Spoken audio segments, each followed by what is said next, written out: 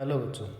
Hello बच्चों, मैंने आपको पहले बोला था कि जो आगे चैप्टर चलेंगे वो आप जो टेबल याद करोगे उसके आधारित पर है। आपको मैंने टेबल बताई थी 4 चैप्टर के अंदर। अपना 5th चैप्टर कंप्लीट हो गया, बेंडिंग इक्वेशन। और आज चैप्टर जो हम स्टार्ट करेंगे शियर स्ट्रेस इन बीम। अगर हमारे पास कोई बीम है उस पर को शियर स्ट्रेस पड़ता है तो वहाँ मैक्सिमम और एवरेज शियर स्ट्रेस कितना होता है और वो किस प्रकार की बिल्डिंग आपकी रेक्टेंगुलर है, स्क्वायर है या सर्कल है। ठीक है, कोई भी बीम है तो हम बात करेंगे शियर स्ट्रेस। अपना शियर स्ट्रेस निकालना है कोई बीम का कोई पॉइंट पे। अब देखते हैं, जैसे इन्होंने एक बीम दे रखी है, ठीक है, सिंपली स्पॉटेड बीम दे रखी है। ये कहता है कि कोई एक सेक्शन का कोई भी ये बीम है तो इसका कोई भी सेक्शन लगा लो। इस सेक्शन का हमें क्या निकालना है, शियर स्ट्रेस निकालना है। ठीक है, तो मैक्सिमम शियर स्ट्रेस निकालेंगे और मिनिमम शियर स्ट्रेस निकालेंगे। आपको इसमें और कुछ नहीं करना। शियर स्ट्रेस अगर सेक्शन बीम बोलता है या सिंपली स्पॉटेड बीम का बोलता है तो आपको सिर्फ आपको फार्मूला याद होना चाहिए। शियर स्ट्रेस आपको पता ही होता है क्या है। जब इस सेक्शन का हम शियर स्ट्रेस निकालते हैं तो अपने पास ये बीम इस प्रकार की आ जाती है। मान के चलिए इस बीम को मैं इस प्रकार से बीम बनाता हूँ तो एन ए आपका न्यूट्रल एक्सिस हो गया। न्यूट्रल एक्सिस आपको पता है कि कोई भी लोड इस पर कोई काम नहीं करता है। इसका मतलब ये हो गया कि यहाँ न्यूट्रल एक्सिस पर जो शियर स्ट्रेस है वो हमेशा ज़ीरो होता है। जो लोड इफेक्टिव होगा वो होगा इस सेक्शन के ऊपर। ये अब ये कहता है कि इस सेक्शन पर जो शियर स्ट्रेस है उसकी एवरेज वैल्यू निकालिए और मिनिमम वैल्यू निकालिए।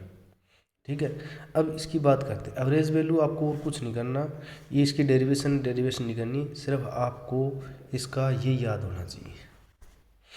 तो इसकी एवरेज वैल्यू क्या आ जाएगी अपनी शियर स्ट्रेस की, F A Y dash I B. ठीक है, वाई डैश क्या होता है, distance of centre of the area above the level E F N in the natural axis. तो वाई डैश या वाई आपको बताया था मैं, ऊपर जो कोई भी लाइन है नेचुरल एक्सिस है, जैसे नेचुरल एक्सिस इस पॉइंट पर यहाँ पॉइंट है या यहाँ पॉइंट है, इस दोनों पॉइंट का डिस्टेंस जो होगा नेचुरल एक्सिस ऊपर और नीचे उसको बोलते हैं वाई। ठीक है, ए क्या होता है, area of above the level. Above the level E F मतलब ई एफ इसका एरिया, इसका इसका एरिया। ठीक है, तो अपने को ये फोर्स आई बी, आई आपको पता ही है moment of inertia, moment of inertia of natural axis. ठीक है, तो आपको शियर स्ट्रेस इन बीम के अंदर पूछे तो आपको ये फार्मूला याद करना है। आपको ये फार्मूले याद करने पड़ेंगे। अब मैं बात करता हूँ कि रेक्टेंगुलर सेक्शन हो तो क्या होगा, मैक्सिमम, या अपने पास अगर सर्कल में होगा तो क्या होगा। ठीक है, रेक्टेंगुलर के अंदर पूछते हैं, वो बीम का था सिंपली स्पॉटेड का। अब रेक्टेंगुलर की बात आई, आपको ये फार्मूले याद करनी है। न्यूमेरिकल आएगा इसका, एक तो बेंडिंग स्ट्रेस का आएगा, एक स्ट्रेस का आएगा, एक B M N S F diagram का आएगा 3, और एक न्यूमेरिकल आएगा कॉलम का, और एक न्यूमेरिकल आएगा फ्रेम का। तो आप एक अगर आप ऐसा, मैंने जो डायग्राम जो टेबल बताई वो अच्छी तरह याद है तो न्यूमेरिकल सारे उसी बेस पे है और कुछ नहीं। क्योंकि अब जब स्ट्रेस निकालते हैं तो आपके पास बेंडिंग भी होना चाहिए और आपके पास रेक्टेंगुलर कौन सा सेक्शन है, हाई सेक्शन है, वाई सेक्शन है, क्या पूछ रहे हैं। ठीक है, न्यूमेरिकल बहुत ईजी निकले। आपको जो मैं बार बार बातें बता रहा हूँ सिर्फ वही बातें माइंड में रखनी है और कोई बातें इसमें ज़्यादा माइंड में नहीं रखनी। ठीक है, अब आई सेक्शन वो ये होता है रेक्टेंगुलर बीम है तो इस पोर्शन का आप शियर स्ट्रेस निकालिए। हमें और कुछ नहीं याद रखना, सिर्फ आपका याद रखना है कि हमें रेक्टेंगुलर का शियर स्ट्रेस हमेशा 3/2 एवरेज होता है। एवरेज स्ट्रेस को हम टाउ से रिप्रेजेंट करते हैं, टाउ। ठीक है, एवरेज टाउ बोले, एवरेज टाउ बोले ये होता है फोर्स अपॉन एरिया। स्ट्रेस क्या होता है, फोर्स अपॉन एरिया। भाई जिस एरिया पर जितनी फोर्स पड़े उस पर किस प्रकार का बिहेवियर हो, स्ट्रेस प्रकार का बिहेवियर हो, उसे स्ट्रेस बोलते हैं। स्ट्रेस को हम बोलते हैं फोर्स अपॉन एरिया। एवरेज, इसको भी एवरेज स्ट्रेस बोलते हैं, फोर्स अपॉन एरिया। और रेक्टेंगुलर का जो मैक्सिमम स्ट्रेस होगा वो होगा 3/2 एवरेज। इसका मतलब हो गया कि 3/2 जो टाउ मैक्स है ना, मैक्स मल्टी एवरेज का मतलब हो गया फोर्स अपॉन एरिया, ये चीज़ हो गया टाउ मैक्स। अब सर्कल के अंदर निकालेंगे तो सर्कल के अंदर आपको याद यह रखना पड़ेगा, उसका एवरेज एरिया होगा 3.4 टी टाउ एवरेज। इसका मतलब ये टी मैक्स किस में है, सर्कल के अंदर। ठीक है, तो किस क्या फार्मूला, नहीं sorry 4/3 multiply F by A, 3/4/4 4/3 multiply average, average का मतलब फोर्स अपॉन एरिया। ये क्या हो गया, सर्कल का स्ट्रेस मैक्स। ठीक है, तो जैसे आई सेक्शन के अंदर आपको एरिया ये लेना है और टाउ मैक्स निकालोगे तो आपको ये चीज़ लेनी है। क्या आएगा इसमें, ये चीज़। ठीक है, ये था इसमें आपको याद करने के फार्मूलेज। अब आपके पास अगर कोई न्यूमेरिकल देता है, वो किस प्रकार का देता है और उसमें आपको करना क्या, छोटी बातें हैं और कुछ नहीं ध्यान है। पहले तो ये ध्यान है कि वो पूछ क्या रहा है, दूसरा कि ये किसका इक्वेशन है, किसका न्यूमेरिकल है, बेंडिंग का स्ट्रेस का है या सी एस स्ट्रेस का है।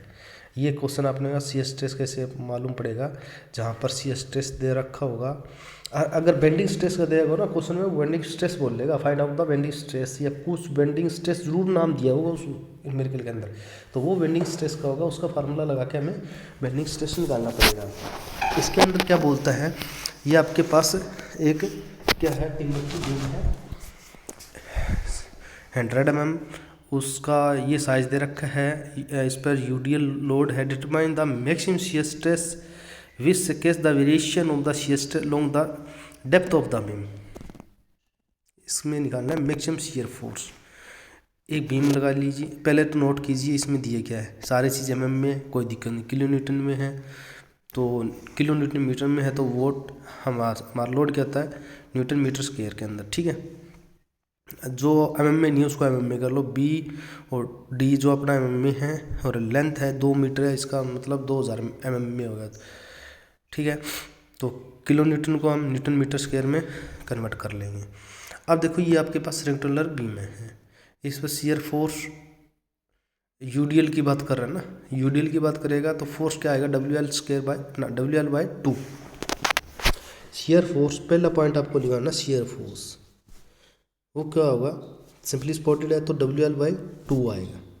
ठीक है, WL/2 कितना, W कितना अपना लोड, लेंथ दे रखी है अपॉन 2, तो अपने पास ये आ जाएगा, क्या आ जाएगा, F, क्योंकि ये आ गया आपका फोर्स निकालनी है ना, क्योंकि हमें एवरेज वैल्यू निकालनी पड़ेगी, शियर स्ट्रेस एवरेज निकालना पड़ेगा, उसके लिए फोर्स अपॉन एरिया आपको माइंड में रखना है।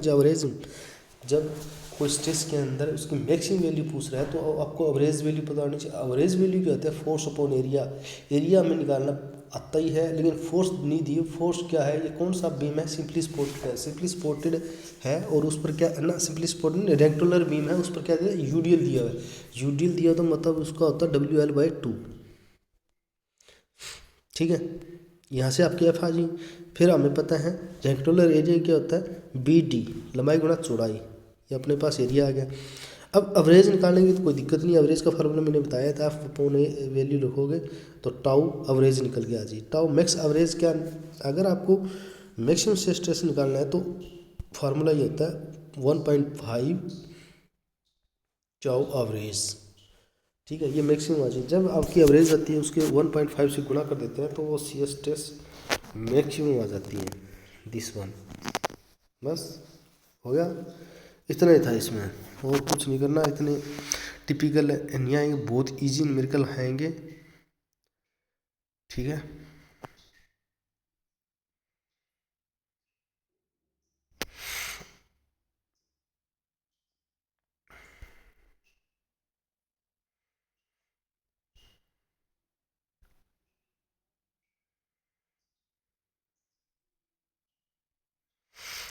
अब जैसे न्यूमेरिकल मैं देख रहा हूँ कौन सा करवाएं आपको, और सारे सिंपल। हाँ, एक ये न्यूमेरिकल और करवा देता हूँ। ये कहता है सिंपली स्पॉटेड बीम है, उसकी लेंथ क्या है, 2 मीटर है, और क्रॉस सेक्शन एरिया दे रखा है ऊपर handle load 150, point load W centre की लोड बोल रहे हैं, ठीक है। और स्ट्रेस का मतलब स्ट्रेस का हो गया बेंडिंग 1 Nm/m² हो गया। Calculate the safe load W की वैल्यू फाइंड आउट करनी है। जैसे आपको माइंड में ये बनाना सीखो कि डायग्राम बनता है कैसे। डायग्राम ऐसे बनेगा, कोई लोड दिया, पॉइंट लोड बता रखा है, उसने लोड नहीं बताया, लेंथ बता दी है और क्या है 2 मीटर है। तो हमें पता है शियर फोर्स अगर सेंटर की बात करता है, अगर सेंटर की बात नहीं करता तो WL/2 होता है। अगर सेंटर की बात करता है, सेंटर में लोड लगा है, तो उसके लिए फोर्स क्या होगा W/2 क्या होगा W/2N। अगर यहाँ हम क्या निकालेंगे बेंडिंग मोमेंट, क्या निकालेंगे बेंडिंग मोमेंट, M क्या होगा WL/4। ये चीज़ें आपको ध्यान रखनी है। सेंटर में बोलता है या सिंपली सपोर्टेड बोलता है या पॉइंट लोड के बारे में बोलता है या आपका यूडील के बारे में बोलता है, तो आपने बेंडिंग मोमेंटम क्या होगा शियर फोर्स क्या होगी, दो चीज़ आपको ध्यान रखनी है। चीज़ें बेंडिंग मोमेंटम में होगी इसके WL/4, तो कितना आ गया अपना W × 200/4, क्योंकि W अपने पास नहीं दिया तो साथ साथ चलता रहेगा। अब निकालेंगे हम section about moment of inertia. Moment of inertia क्या है, रेक्टेंगुलर बीम है तो क्या होता है BD³ ये फार्मूला वहाँ से है जहाँ मैंने आपको टेबल बताई थी, ये निकल गया। क्योंकि इसने पूछा लोड कहाँ से आएगा, आप देखते जाना। फिर उसने बोला था बेंडिंग 1 mm², मतलब इसमें बेंडिंग की बात कर दी तो आपको क्या होगा बेंडिंग इक्वेशन यूज़ करनी पड़ेगी। बेंडिंग इक्वेशन क्या होती है अपने पास, ये होती है वाई, हमें पता है कैसे निकालते हैं D/2 निकालते हैं। जैसे आप वैल्यू पुट करोगे, हम अपने पास वैल्यू है, आई की वैल्यू गिवन है, स्ट्रेस की वैल्यू अपने पास है, वाई की वैल्यू हमने निकाली तो W निकल के आ जाएगा। अब W तो आ गया, तो इसको हमें निकालना है maximum shear stress. Maximum shear stress कितना दे रखा है 1, तो एवरेज कितना लगता है 1.5 × L/एरिया, जिसका एरिया है W कितना है 200 किलोमीटर, इसमें रखोगे तो आपका W की वैल्यू आ जाएगी, ये गिवन होगा। और क्या चीज़ बोला है,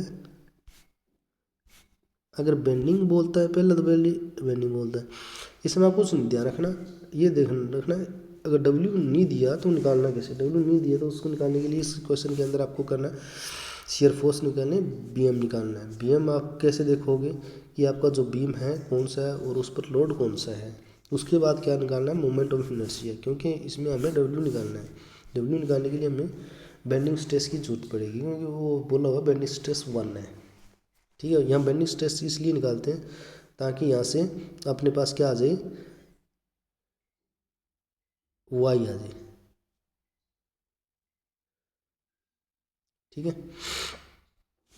अब देखो सेकंड ये क्वेश्चन दिया हुआ है, टिम्बर की बीम बोल रहा है, यूडीएल दिया हुआ है और ये कहता है लोड लगा है और उसकी टोटल लेंथ है वो आपका वो टोटल लेंथ 2 मीटर है। तो उसका आप क्या करो find out the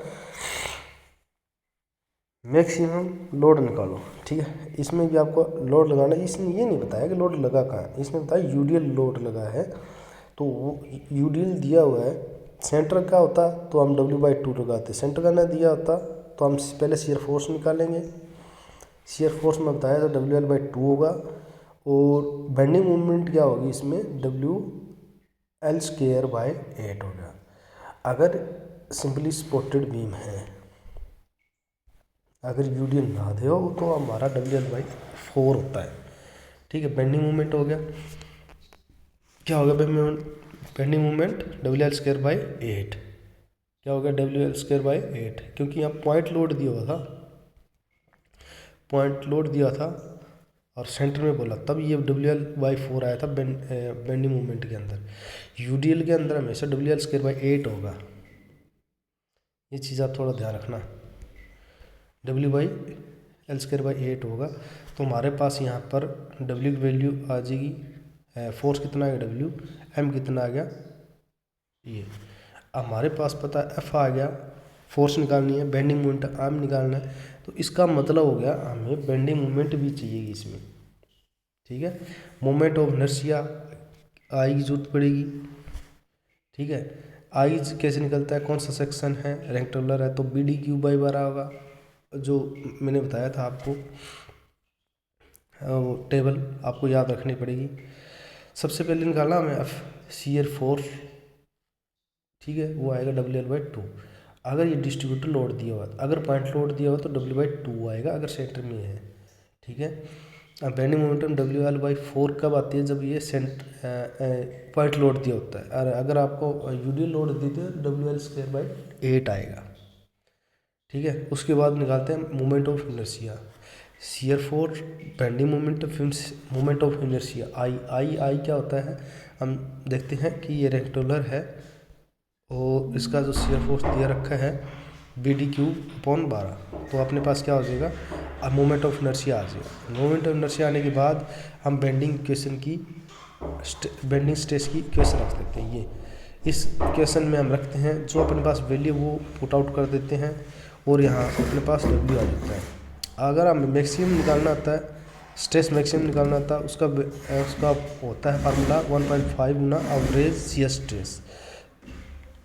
1.5 average shear stress का मतलब हो गया force upon area, force upon area मतलब W अपॉन एरिया। 1.5 से इसी मल्टीप्लाई करनी होती है। शियर स्ट्रेस में पता दिया हुआ है 2, तो अब W यहाँ ले जाओ, 2 इससे मल्टीप्लाई करो, ये मल्टीप्लाई करोगे तो अपने पास W की वैल्यू ये आ जाएगी। अब सीधी सी बात है, अगर ये लोड पूछ रहा है, पॉइंट लोड है या यूडियल है, पॉइंट लोड है तो शियर फोर्स W/2 होगी और बेंडिंग मोमेंट क्या होगा, WL/4 होगा। अगर यूडियल है तो ये होगा WL/2, ये क्या होगा WL²/8। F और M, F और M ये वैल्यू होगी 2 लोड निकालने के लिए। तीसरा क्या होगा, moment of inertia. Moment of inertia का रेक्टेंगुलर है तो लगभग में सारे में ये फार्मूला आएगा, आई आएगी। फिर हम कह रहे हैं बेंडिंग इक्वेशन, बेंडिंग इक्वेशन आपको याद रखनी है, मोमेंट ऑफ इनर्शिया मल्टीप्लाई ना equal to stress upon distance. Y हमें पता है कैसे निकलता है, D/2 से निकालते हैं, जो आपका D होगा उसको बाई 2 कर दो, D निकल जाए। जो जितनी अपने पास वैल्यू आ गया इसमें वैल्यू रखेंगे, हमें पता लग जाएगा।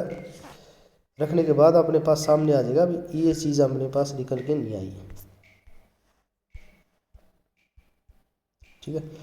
तो जैसे इसमें वैल्यू रखी तो इसमें W निकल के आ गया। अब W मैक्स निकालना है, ये W वैल्यू नहीं है क्योंकि शियर स्ट्रेस है तो शियर स्ट्रेस की बात आती है, वहाँ शियर स्ट्रेस मैक्स निकालते हैं। मैक्स निकालने के लिए क्या होगा, ये होता है 1.5 मल्टीप्लाई एवरेज। एवरेज कितना अपने पास, एवरेज को कैसे क्या बोलते हैं, फोर्स अपॉन एरिया।